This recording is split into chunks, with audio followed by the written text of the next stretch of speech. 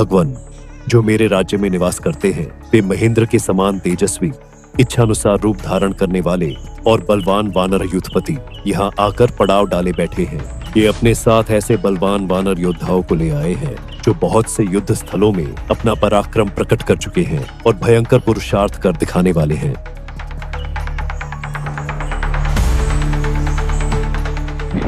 यहाँ ऐसे ऐसे वानर उपस्थित हुए हैं जो दैत्यों और दानवों के समान भयानक हैं।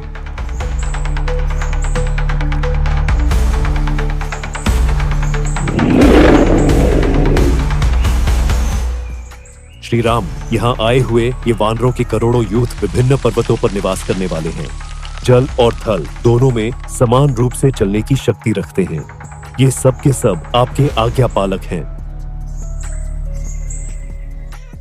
जब सुग्रीव ने ऐसी बात कही तब दशरथ नंदन श्री राम ने दोनों भुजाओं से पकड़कर उन्हें हृदय से लगा लिया और इस प्रकार कहा, सौम्य महाप्राज्य, पहले यह तो पता लगाओ कि विदेह कुमारी सीता जीवित है या नहीं, तथा वह देश जिसमें रावण निवास करता है कहाँ है?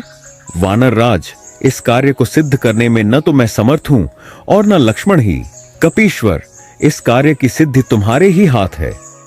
श्री रामचंद्र जी के ऐसा कहने पर सुग्रीव ने उनके और बुद्धिमान लक्ष्मण के समीप ही विनत नामक यूथपति से, जो चंद्रमा एवं सूर्य के समान कांति वाले वानरों के साथ उपस्थित हुए थे, कहा, वानर शिरोमणि, तुम देश और काल के अनुसार नीति का प्रयोग करने वाले तथा कार्य का निश्चय करने में चतुर हो। तुम 1,00,000 वेगवान वानरों के साथ पूर्व दिशा की ओर जाओ और वहाँ पहाड़ों के दुर्गम प्रदेशों, वनों तथा सरिताओं में विदेह कुमारी सीता एवं रावण के निवास स्थान की खोज करो। भागीरथी गंगा, रमणीय सरयू, कौशिकी, सुरम्य कलिंदनंदिनी, यमुना, महापर्वत यामुन, सरस्वती नदी, सिंधु, मणि के समान निर्मल जल वाले शोणभद्र, मही तथा पर्वतों और वनों से सुशोभित कालमही आदि नदियों के किनारे ढूंढो। ब्रह्ममाल, विदेह, मालव, काशी, कोसल, मगध देश के बड़े बड़े ग्राम, पुंड देश तथा अंग आदि जनपदों में छानबीन करो। जो कर्ण प्रावरण, वस्त्र की भांति पैर तक लटके हुए कान वाले, ओष्ठ कर्णक, होंठ तक फैले हुए कान वाले,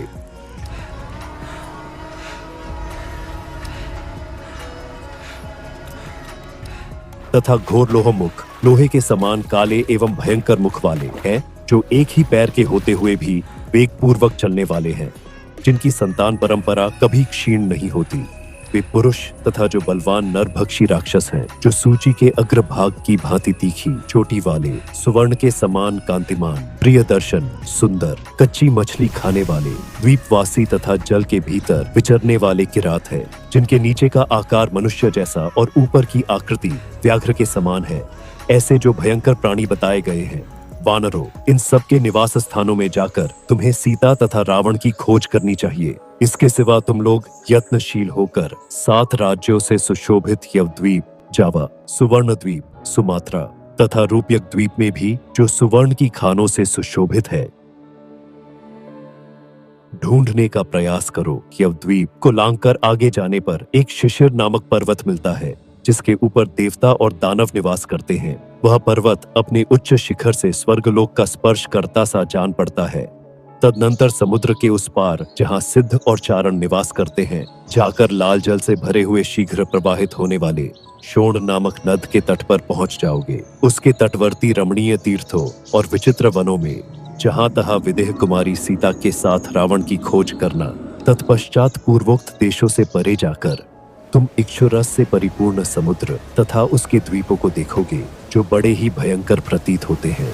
इक्षुरस का वह समुद्र महाभयंकर है।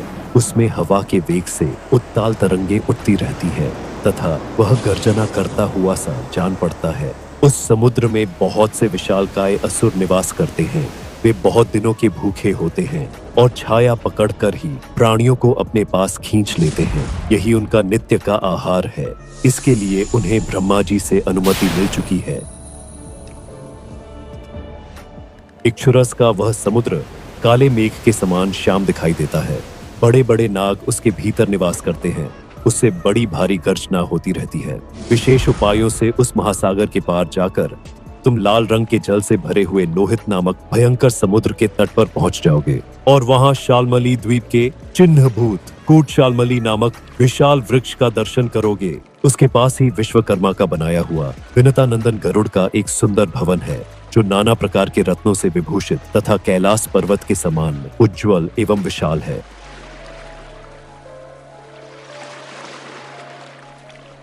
उस द्वीप में पर्वत के समान शरीर वाले भयंकर मनदेह नामक राक्षस निवास करते हैं, जो सूरा समुद्र के मध्यवर्ती शैल शिखरों पर लटकते रहते हैं। वे अनेक प्रकार के रूप धारण करने वाले तथा भयदायक हैं। प्रतिदिन सूर्य उदय के समय वे राक्षस ऊर्ध्वमुख होकर सूर्य से जूझने लगते हैं, परंतु सूर्य मंडल के ताप से संतप्त तथा ब्रह्म तेज से निहत हो सूरा समुद्र के जल में गिर पड़ते हैं। वहां से फिर जीवित हो उन्हीं शैल शिखरों पर लटक जाते हैं। उनका बारंबार ऐसा ही क्रम चला करता है। शालमली द्वीप एवं सुरा समुद्र से आगे बढ़ने पर क्रमशः घृत और दधि के समुद्र प्राप्त होंगे। वहां सीता की खोज करने के पश्चात जब आगे बढ़ोगे, तब सफेद बादलों की सी आभा वाले क्षीर समुद्र का दर्शन करोगे। दुर्धर्ष वानरों, वहां पहुंचकर उठती हुई लहरों से युक्त क्षीर सागर को इस प्रकार देखोगे मानो उसने मोतियों के हार पहन रखे हों। उस सागर के बीच में शभ नाम से प्रसिद्ध एक बहुत ऊंचा पर्वत है, जो श्वेत वर्ण का है।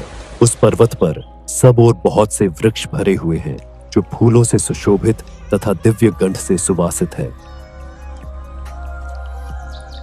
उसके ऊपर सुदर्शन नाम का एक सरोवर है, जिसमें चांदी के समान श्वेत रंग वाले कमल खिले हुए हैं।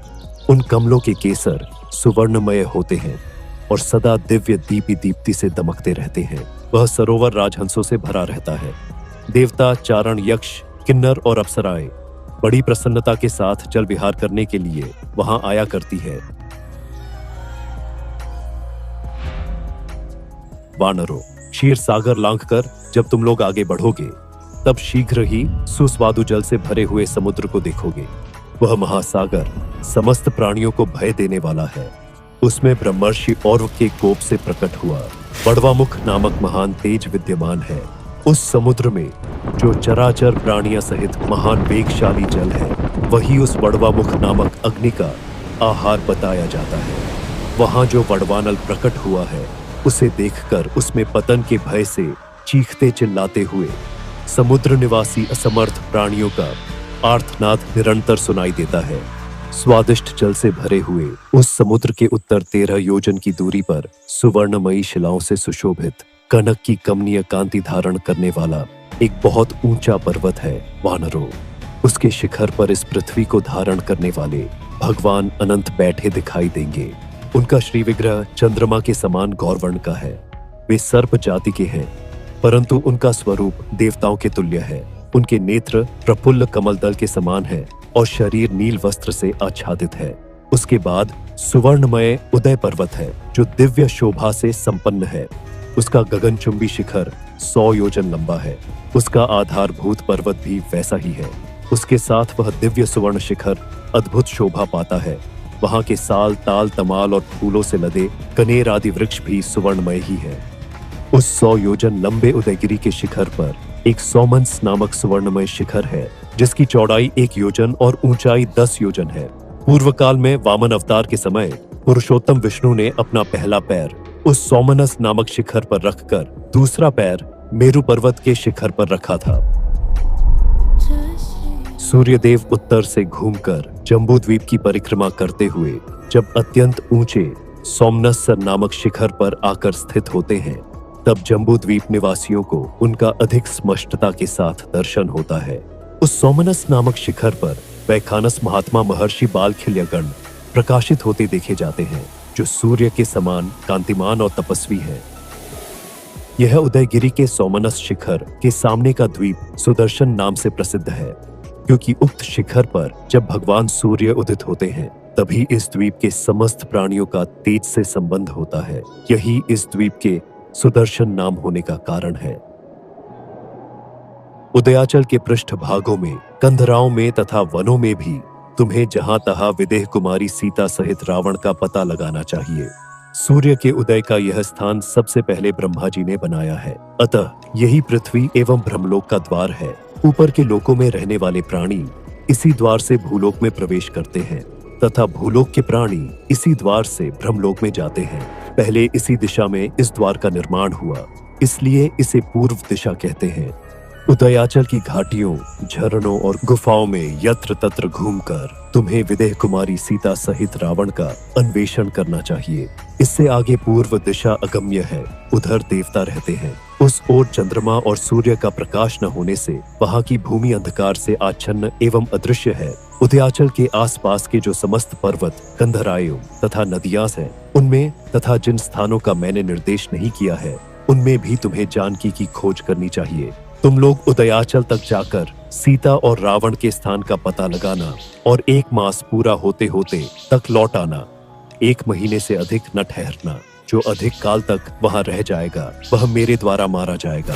मिथिलेश कुमारी का पता लगाकर अन्वेषण का प्रयोजन सिद्ध हो जाने पर अवश्य लौट आना। जय जय सिया